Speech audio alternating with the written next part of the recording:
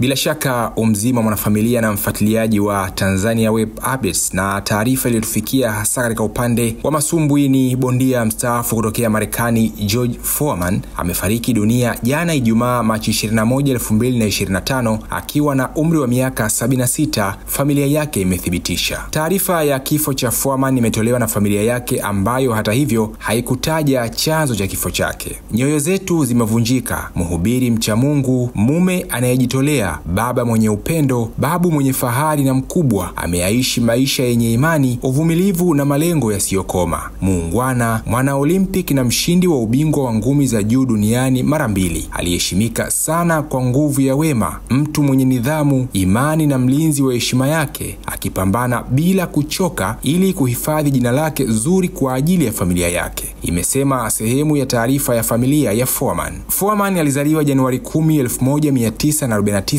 huko Texas nchini Marekani katika familia ya watoto 7 iliyolelewa na mama tu aliyetengwa na mumewe huko kusini mwa Marekani. Gwiji huyo alikulia katika maisha yasiyo na nidhamu, akiacha shule na baadaye kujiingiza katika magenge ya ukabaji watu mitaani, ingawa mwishoni aliangukia katika masumbwi. Ameacha historia ya kushinda medali ya dhahabu katika michezo ya Olimpiki mwaka 1968 iliyofanyika Mexico akiwa na umri wa miaka 19, na baadaye aligeukia ngumi za kulipwa ambapo alishinda mapambano 37 mfululizo. Moja ya mapambano aliyompa chati Foreman ni lile la mwaka 1973 huko Kingston, Jamaica, alipomtandika Joe Frazier kwa KO akimwangusha mara 6 katika raundi 2 za mwanzo, ambapo kabla ya pambano hilo Frazier alikuwa hajawahi kupigwa. Pambano maarufu zaidi ni lile la mwaka 1974 maarufu kama Rumble in the Jungle lililofanyika Kinshasa, Zaire, ambayo sasa inajulikana kama DR Congo, ambapo walipigana na Muhammad Ali, ambalo lilikuwa pambano lake la kwanza kupoteza. Katika maisha yake ya ngumi za kulipwa, Foreman amepigana mapambano 81 ambayo kati ya hayo 76 ameshinda na amepigwa 5, ambapo kati aliyoshinda 68 ni kwa KO. Usiache kusubscribe, kushare, kulike na kucomment katika channel ya Tanzania Web Updates ili wa kwanza kupata taarifa mbalimbali kutokea hapa.